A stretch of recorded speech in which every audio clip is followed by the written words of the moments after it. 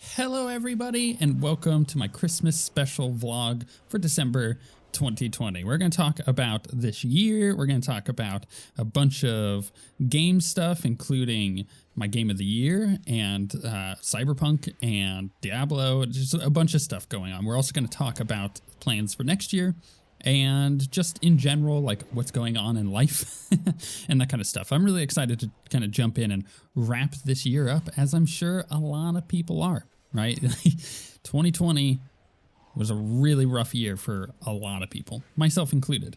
And I'm really looking forward to next year. That is for sure. But one thing that wasn't rough was the channel. I felt like the YouTube channel did exceptionally well this year.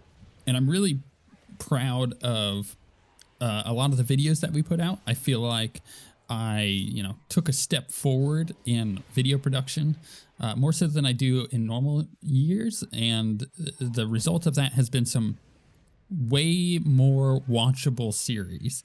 I'm looking at Baldur's Gate 3 and even things like more recently with Cyberpunk and whatnot. So let's just kind of jump in from the beginning and get started.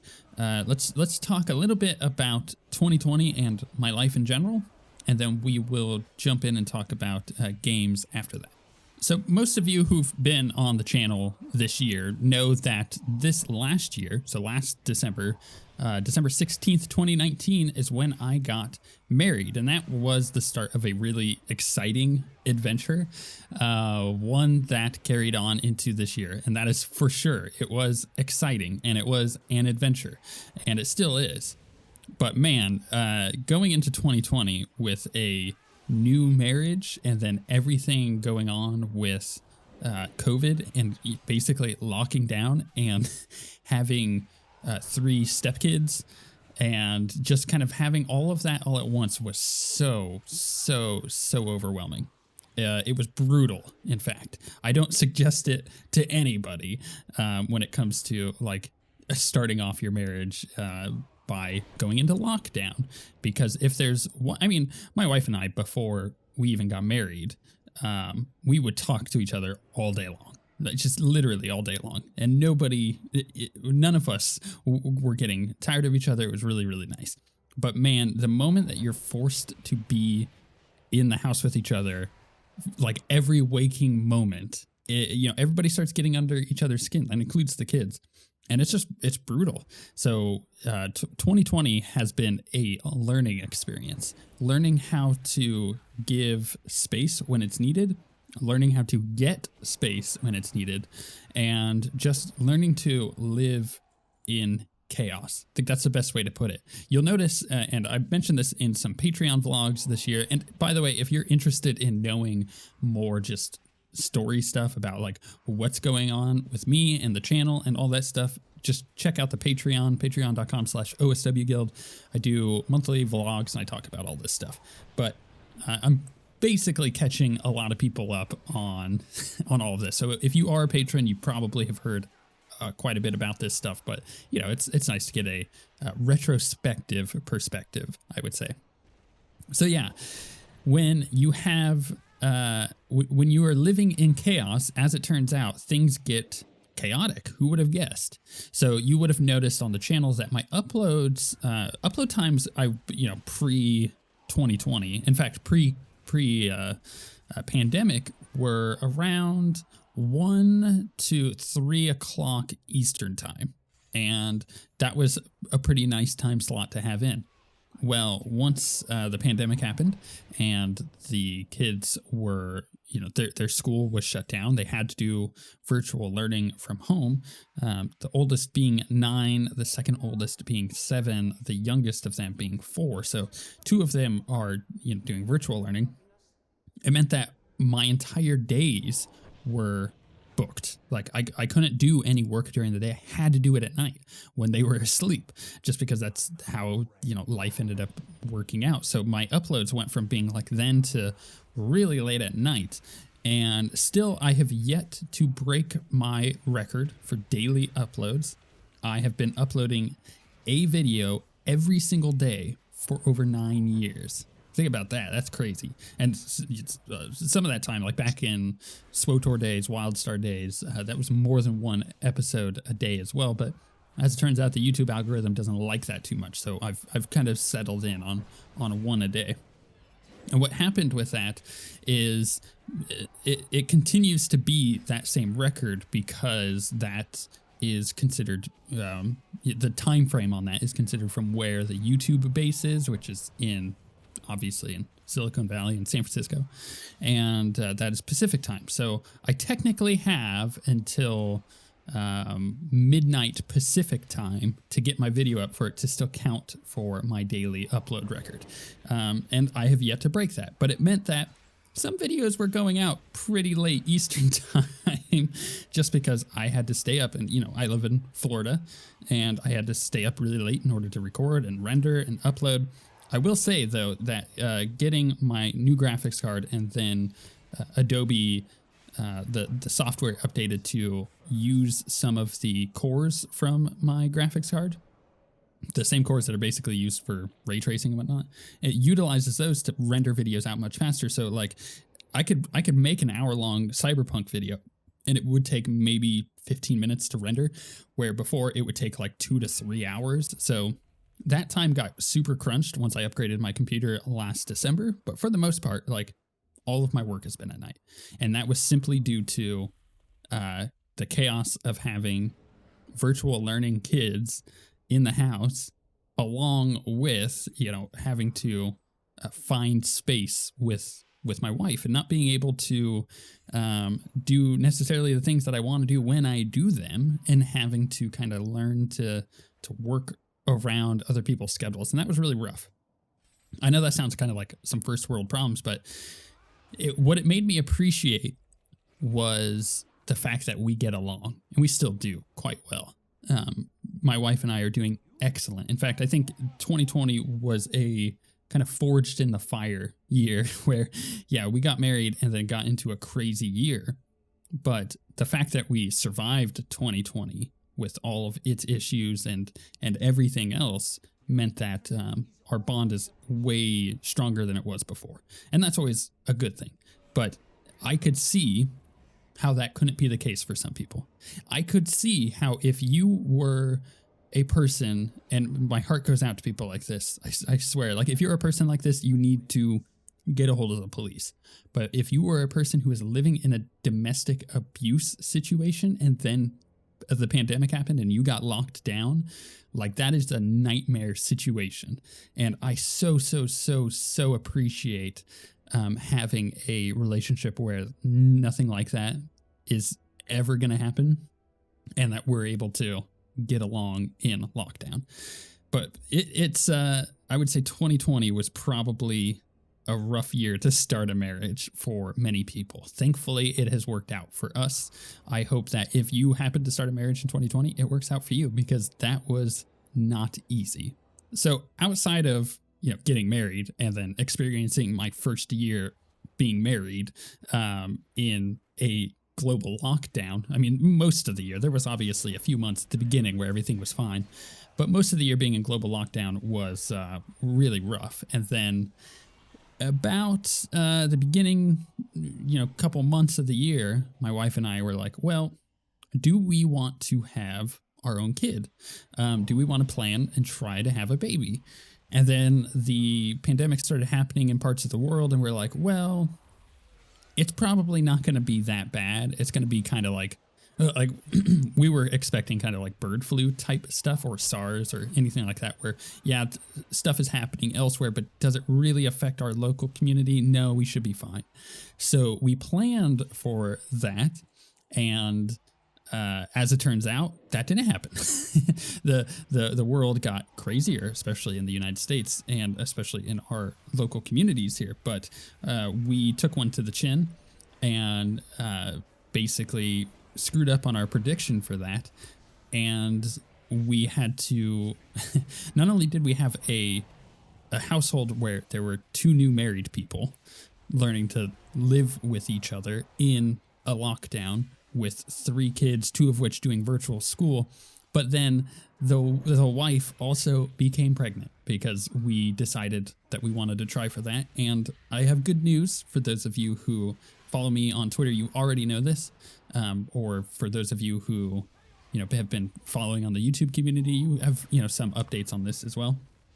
But our baby girl was born on December 4th, and she's totally freaking adorable and great. But that is also now a new challenge, right? So, so I had a pregnant wife that I had to keep safe. So on top of being trying to be safe with COVID and everything going on and any misinformation going on at the beginning of the pandemic of like what exactly can you do to prevent getting it? What does it do if you have it? Like all of that stuff that we were still learning in the beginning, we were being hyper careful because it's like, well, she's pregnant and we don't want anything to happen. We don't want anything to happen. So we were being like hyper careful. And now we still are, because now we have a newborn baby and we don't know what kind of effects that would have on a newborn. So yeah, so we had pregnant women, we had kids virtual schooling, we had new marriage, and now we've just opened up a new can of worms, which is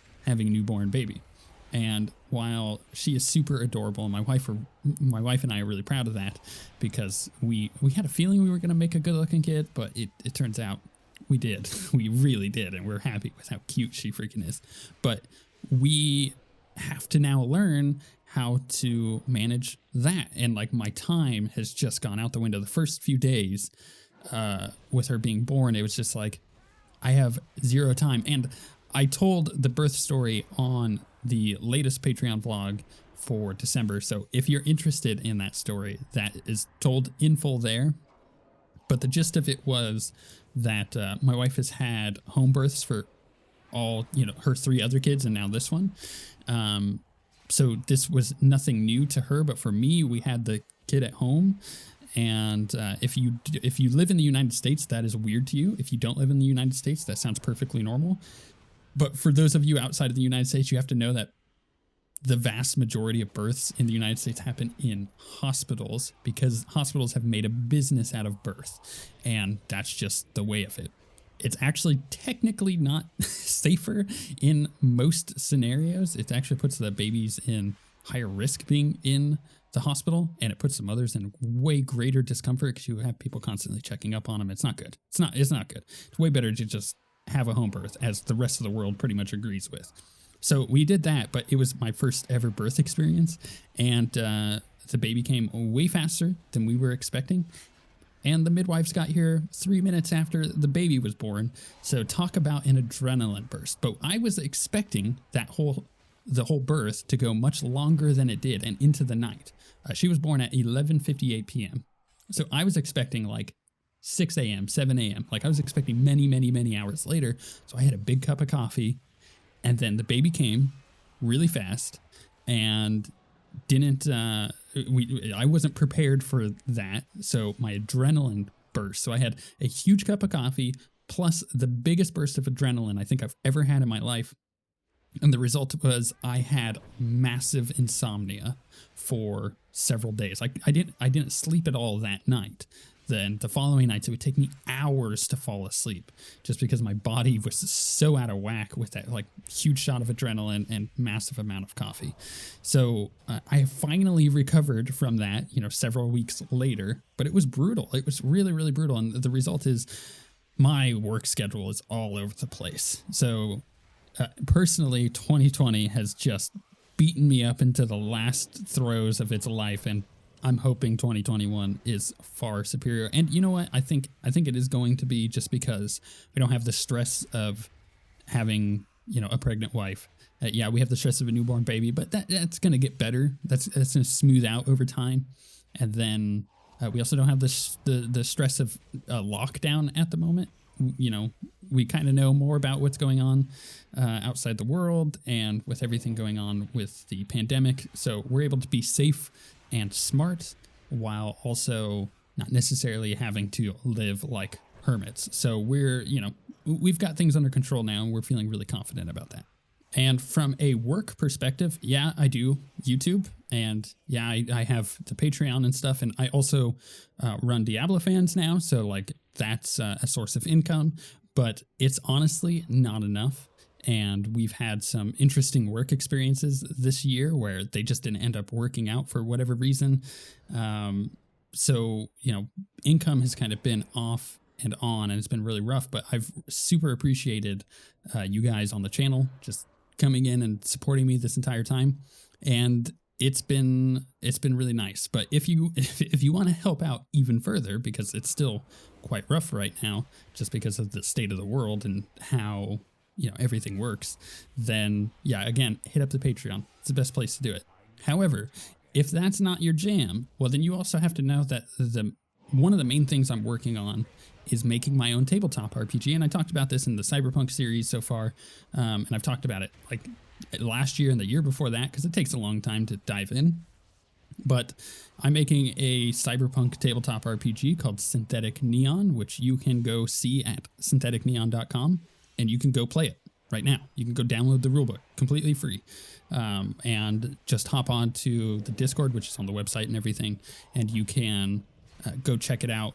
Go support the development of that by providing feedback and playing it and all that stuff. I'm really excited for that because I think it is going to be super, super good. But that is another thing that I've been working on, and something that I've had the opportunity to work on because of lockdown, right? I'm able to sit at home and kind of work on that RPG and get the wheels moving on that significantly more, because I just have the opportunity to do so. So again, if you want to support the development of that game or check it out, head to syntheticneon.com. Right, now let's talk about games, because that is my primary focus on the channel. And we'll end this discussion with my game of the year. For many of you, it's going to be unsurprising, but I feel like it's time to talk about games. Let's talk about Cyberpunk first, because I think that's the hot topic for a lot of people. Cyberpunk launched, and I have had basically zero issues with it on PC. Like, there's been a couple things here and there that are normal launch issues, but it's been running great for me. I've been having a lot of fun playing it. So I am not having an experience that many other people are. And unfortunately, many of those people are playing on last generation consoles, and that game is really struggling. So much so that PlayStation removed it from sale on PlayStation 4. Totally understandable, because if you saw videos of what that game looked like on PlayStation 4, you would be furious, and rightfully so. It was really bad. But for me, I haven't had that experience. So I've gotten to actually sit down and enjoy my experience with the game. And for those of you watching that series, it seems like you guys are enjoying me enjoying that experience of the game. But for many other people, they just haven't had that experience. And that's unfortunate, but that's crazy game development for you. Unfortunately, that game, even though it had several delays, could have used more time for QA and could have used more time for getting it working on the last generation consoles. But honestly, at the end of the day, this game should not be running on last generation consoles. They should not have released it on PS4 and Xbox One. It just doesn't make the cut as far as performance is concerned. If you want to play this game, play on a new generation console or play on PC, like a powerful PC, and you'll get the most out of your experience. I've only come across like 1 or 2 graphical visual bugs, and outside of that, my game has been running quite well with very little other issues. But it's just one of those things, like, I know that people are struggling with it, and it's unfortunate because I haven't had that experience, and I really wish that more people could sit down and enjoy the game. In a weird way, this brings me back to Mass Effect Andromeda when it launched. It was similar for me. I did come across far more visual bugs in Andromeda than I have in Cyberpunk, but people reamed Andromeda.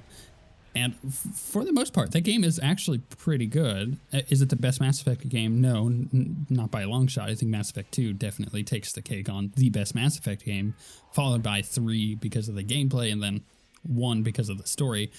But I actually, if I'm going to take, the original Mass Effect the way it is right now, not including the upcoming remaster, I would say that Andromeda is definitely better than the first game. And I think that Andromeda was a fair game when it came out, but people just ripped that thing to shreds because they wanted to hate it. For whatever reason, there's a culture on the internet that loves to hate things.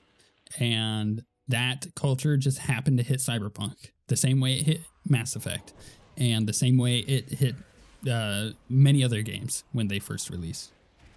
And it's unfortunate because I think the devs deserve a lot more respect for the stuff that they've actually made. And this, I'm not just talking about Cyberpunk. I mean like everybody who makes games deserves a lot more respect. And that's why I think that things like NoClip, which is a YouTube channel made by Danny O'Dwyer, who makes amazing game documentaries. If you haven't watched any of those, go search NoClip on YouTube and go watch just any of them. Like the Witcher ones are really good.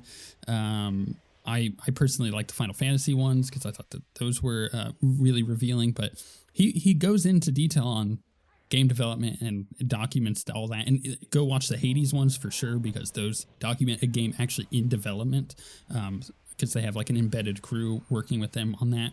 And you get a better sense of how games are made, and you get way more respect for the people making them, which I think has completely changed my perspective. Now, obviously, I didn't hate on Andromeda the way people did back then, but I feel like even now, because of my experience with NoClip and just with game developers in general, you know, sitting down and actually chatting with game developers has changed my perspective in a way where I'm like, man, I feel sorry for the devs that worked on Cyberpunk that feel like they are getting the raw end of the deal on this, because they created an absolute fantastic game that is getting reamed for other reasons. And you kind of need to look past some of that and just be like, what is the game, and does the game work? Is the actual gameplay good? Is the core loop good? Is the story good? Is that stuff working? Then look past all of the bugs and the visual stuff, and then you kind of see the vision of what the developers were going for and what the game will eventually become once they figure out the bug stuff and the performance stuff on old consoles and whatnot. So it's just a different perspective to have, I think. With Cyberpunk out of the way, I want to talk about Diablo Immortal, because that was unexpected. And there's a new series that I have launched in November, and you would have seen several episodes of it now, which is the Game Pass, where I talk about Xbox games on Game Pass. Well, not just Xbox games, just games on Game Pass, because Game Pass is also on PC. Because I really like Game Pass.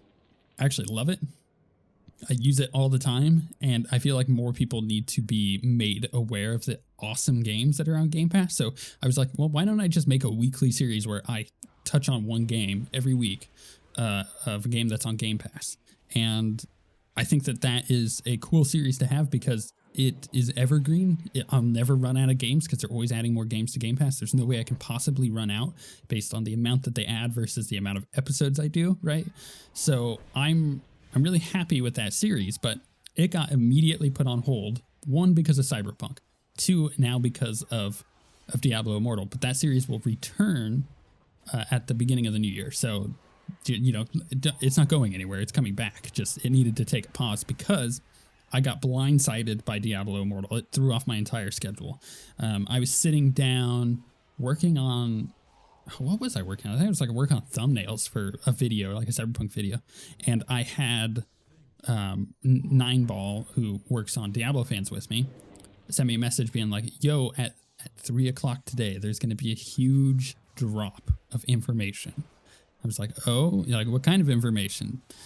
And he was like, I can't reveal that yet, but just know that at 3 o'clock, we're going to have to make some posts. And I was like, all right, cool. And sure enough, that day, they revealed that the Diablo Immortal technical alpha was launching, and that a bunch of people were getting access. Content creators primarily had a lot of access before the announcement, so they got to put up videos and stuff beforehand. We posted all the articles that they did, and then like right before, it was probably like 2 hours before all of that came out, I had a guy from a PR firm that works for Blizzard, or rather that works with Blizzard, send me a message being like, hey, I got an email to send you tomorrow of something that you might be interested in. You know, can I send it to you? I'd be like, and I was like, yeah, go ahead, of course. And then it was about 30 minutes after all of the Immortal stuff, he just sent me a message. It was like, well, obviously, you know what the email is about now. So like, do you want access to the alpha? And I was like, absolutely. So he gave it to me and I jumped in, and That series has done phenomenal. I'm so happy with you guys, the viewers, showing up on that series. You guys are checking it out and seeing what it's all about. And many of you seem quite impressed with Immortal. And there's a bit of vindication there because for those of you who've been on the channel for at least 2 years know that back in 2018 when I went to BlizzCon and played it, that was the year that it was announced, by the way. I was disappointed that we didn't get a different game announcement, but I played Immortal and I was like, actually, this is really good. And then last year I went to BlizzCon.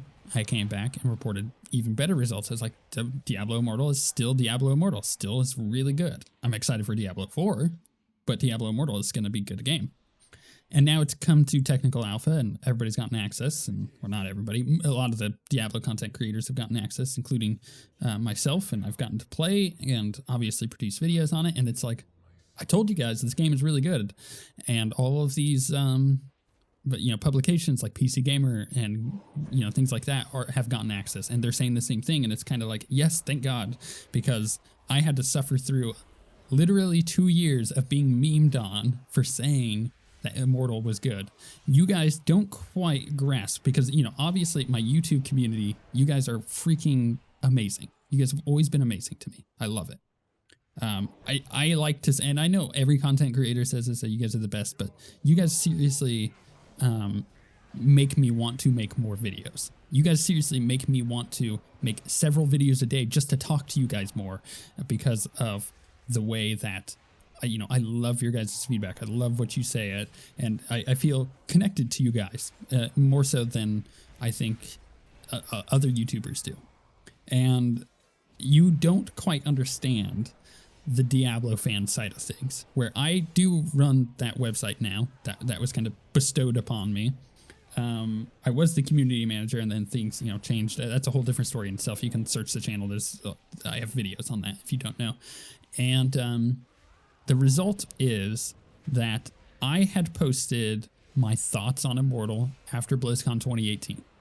I still get private messages frequently on Diablo fans of people hating on me, sending me really threatening emails because I like the game.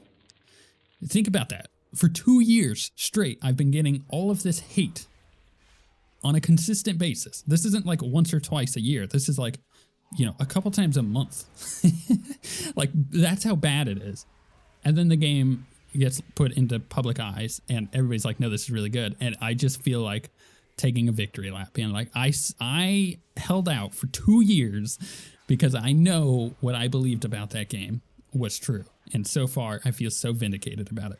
But yes, Diablo Immortal is great on the phone. I had a revelation in the episode that I recorded. Oh goodness, when am I putting it? So this is coming up on Christmas or Christmas Eve. Okay, so the episode that went on Christmas Eve, so yesterday, there we go. I talk about how I, essentially want to play it on a tablet because yeah, the phone is good, but I feel like I need it on a bigger screen and I feel like I need more screen space. Outside of that one complaint, I think the game is fantastic. And I really, really, really hope that there is controller support because I would love to just attach or to connect my Bluetooth Xbox Series X controller, the Shock Blue controller, I freaking love it, to my phone, which you can do already. I can like Steam Link to my phone and play Steam games on it. What I want is to be able to just connect my controller to my phone and play Diablo Immortal on it, because that would free up all that screen space anyways. And then it would make me feel like I'm playing Diablo on the console, which, by the way, if you haven't played on the console, Diablo on the console is actually really good and plays very, very well. I like playing it with the controller. So, I don't know. I just feel like, I kind of feel like that I'm really, really happy that, I got access out of nowhere and threw off my schedule, but I'm thankful for that. 2, that you guys have showed up and that series is doing extremely well, and I am so, so thankful for that. And then 3, that I feel like that game is so good, and I'm vindicated for that, obviously, but that there is a future for that game, because that just means better stuff for Diablo. That means that we're going to get more Diablo stuff. That means that Diablo 4 is going to end up being better because they're going to learn from how the open world stuff works in Immortal and then apply those lessons to Diablo 4 because that kind of stuff is in there too. So it's just good. It's good all around. But now that that's out of the way, I do kind of want to wrap up my game thoughts here. So 2021, it's a year of unknowns. Who the heck knows what games are coming out in 2021 because things may continue to be delayed. Things may get flipped around. We don't know. But my current plan, content-wise, going into 2021, it's obviously Cyberpunk, obviously more Diablo Immortal for as long as the technical alpha is up. I'm going to be putting videos out for that. When Baldur's Gate 3 officially launches, we're going to be restarting our playthrough and going through all the way through the game. That's exciting because people actually really love the Baldur's Gate 3 stuff that I did. And I loved doing it, so that's something I'm super excited for. When the if, again, delays and all that, if the Mass Effect thing gets, the remaster gets released, we may take a look at it. Just to kind of see what the original game looks like, and I might just do a dive on that. Who knows? And then on top of that, Game Pass stuff is going to continue because I'm happy about that. It's a bunch of variety to the channel. So if you haven't checked that out, definitely do. Especially if you don't have Game Pass, but you have a computer, maybe you have an Xbox, check out Game Pass because I think right now, this month, you can get like 3 months for $1, and that's absolutely worth it. Think about it this way. You can go play Doom Eternal for $1 and go and beat it because it's not a hyper long game, but it's not going to take you 3 months to beat it, right? And there's a bunch of other stuff on there too. Plus, EA Play is coming to Game Pass early January on PC, so you'll be able to play like Anthem if you never got a chance to try it, or Dragon Age, or Mass Effect, or any of the other EA games. The Sims 4, right? Like that stuff is on there too. So yeah, I don't know. I think that the Game Pass is going to be a cool series going forward, and I'm really excited to continue it. So we have Cyberpunk, we have Diablo, we have the Game Pass. I'm looking forward to whenever Baldur's Gate ends up releasing. We're going to be going over some of the patches with that and the changes that they've made just progressively throughout its early access development. But outside of that, I don't really have any outstanding games that I'm like, yes, I'm looking forward to that, because who the heck knows when anything is coming out. Like, I would love to say, oh man, I can't wait to jump into Resident Evil Village. Maybe I'll get 6-pounder back like we did with Resident Evil 7, and him and I will play that game. Maybe we will. I don't know. When is that game coming out?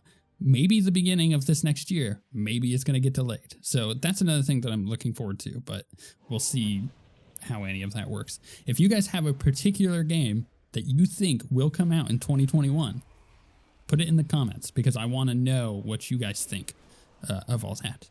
So let's quickly move on to my game of the year. I'm not going to beat around the bush with this one. It's an obvious choice. I think it is actually a perfect game. It has, in my opinion, 0 flaws. It was a game that I was shocked when it was announced, and I'm shocked that I've done so many episodes on it. But Hades is absolutely my game of the year. I think it deserved to win Game of the Year at the Game Awards. I don't think The Last of Us Part 2 is as good as The Last of Us Part 1. And it won Game of the Year, and I was like, it didn't deserve it. I think Hades deserved it. The team put in the effort. They crushed it. It is, in my opinion, a perfect game. Is it my #1 game of all time? Right? Because most of you now know that Life is Strange is that game for me. I don't know. I still haven't decided, because the reason Life is Strange is so good for me was because, in my opinion, a game that is good needs to make you feel something, whether that be frustration like Dark Souls or any kind of other emotion, sadness, joy, anything like that. And Life is Strange did the full ringer on me. I got all emotions playing that game, and it hit me at a perfect time, and it stuck with me. The other game's not so good, but the first Life is Strange is, in my opinion, a masterpiece.